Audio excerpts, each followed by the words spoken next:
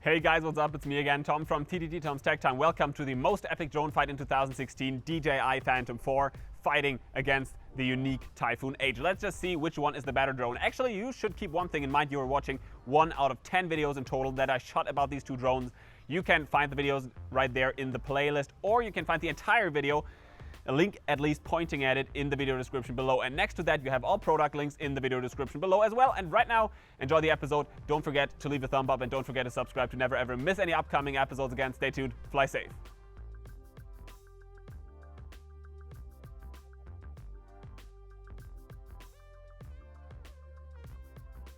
After that much dry and hard theory, let's just continue with some dry and hard theory before we actually get the copters up in the sky and before we measure the flight time and the charging times. First of all, the DJI Phantom 4 intelligent flight battery is capable of storing up to 5,350 milliamp hours, while the Yuneec Typhoon H battery, the black one, is capable of storing up to 5,400 milliamp hours.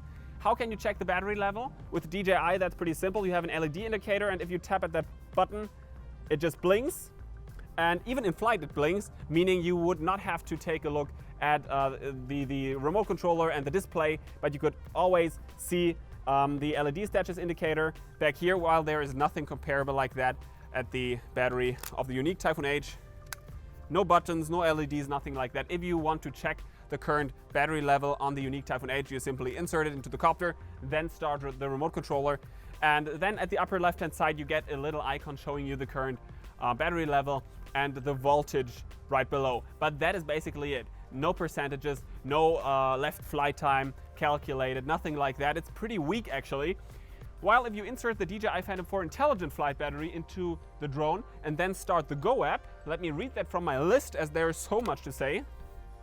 It shows you first of all the current level in percentages. Next it shows you the voltage level of the 4 single cells working inside the battery. Next it shows you the total voltage of all cells together, the temperature, the remaining power in milliamp hours, the total capacity in milliamp hours, how many times it was already charged, the flight time in minutes, the general lifetime. You can then set the low battery level yourself and you can watch the entire battery history. That's a long list, and I think the DJI Phantom 4 intelligent flight battery is really worth its name. It is super intelligent. And finally, there is something else I want to mention. Batteries should always be stored at around 50% battery level, and the DJI Phantom 4 intelligent flight battery discharges itself to that level. That way you ensure a long lifetime of the battery, while the Yuneec Typhoon H's battery has none of these functions. It is basically a normal battery versus really an intelligent battery.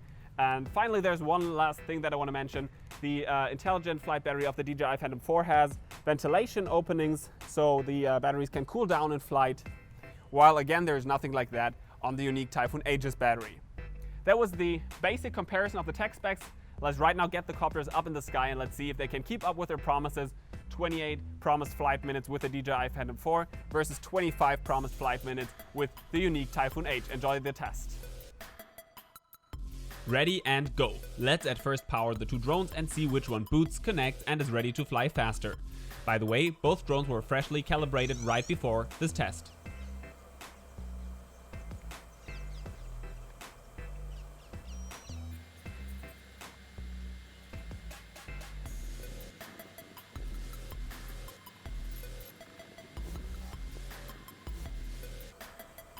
The DJI Phantom 4 is ready to fly after only 35 seconds. Let's wait and see how much longer it takes to get the Yuneec Typhoon H ready to fly.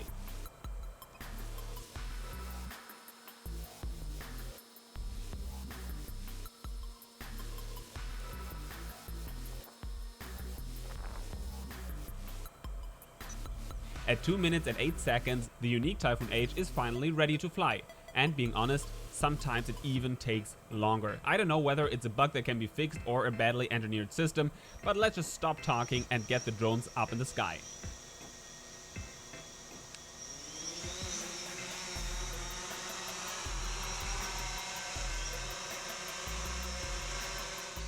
Okay, they're both in the air, the timer is counting. Next to the pure flight time, I will be taking A closer look at the hovering accuracy, saying how stable the two drones are and whether they can hold their positions or whether I have to take control over one of the machines and reposition it.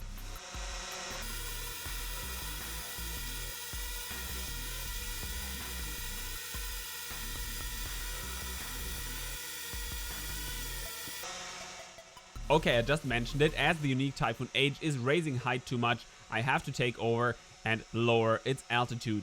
The Yuneec is not really looking good right now, but if it doesn't happen again, we should just turn a blind eye.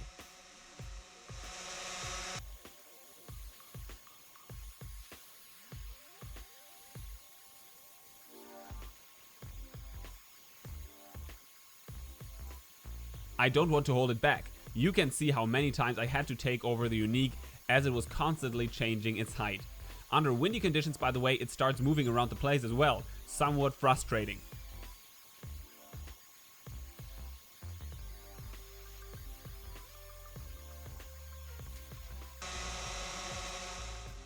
Finally, the Yuneec Typhoon H auto lands after being in air for 19 minutes and 18 seconds, and after 12 required repositionings.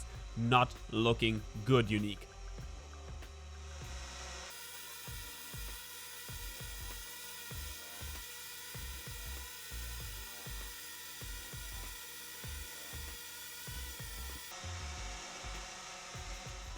The DJI Phantom 4 auto lands after 20 minutes and 17 seconds, about 1 minute later.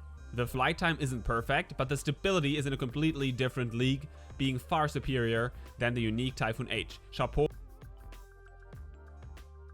If you're planning on installing the Intel RealSense to your Yuneec Typhoon H, it will again decrease the flight time. Yuneec says that the Typhoon H is capable of flying up to 18 minutes with the RealSense installed. But let's do a short calculation. They promised us 25 flight minutes, and they gave us 19. That makes -6 minutes. If I now deduct 6 minutes from 18 promised flight minutes, this would make 12 flight minutes in total. Only a thought, but keep in mind that DJI's Phantom 4 stays in air longer than 20 minutes with its obstacle avoidance system running. Before I go ahead and share the charging times with you, a word on the chargers themselves. DJI's charger consists out of one power supply plus the cables. That's it. The Yuneec charger consists out of a power supply plus a charging terminal, which makes it harder to transport again. The charging times are very different. Charging an empty DJI Phantom 4 flight battery takes approximately an hour and 5 minutes, while fully charging a Yuneec Typhoon H battery takes almost twice the time, around 2 hours and 5 minutes. The same happens when trying to charge the remote controllers. While the DJI Phantom 4 remote controller charges within around 4 hours, I measured slightly more than 8 hours when charging Yuneec's remote controller.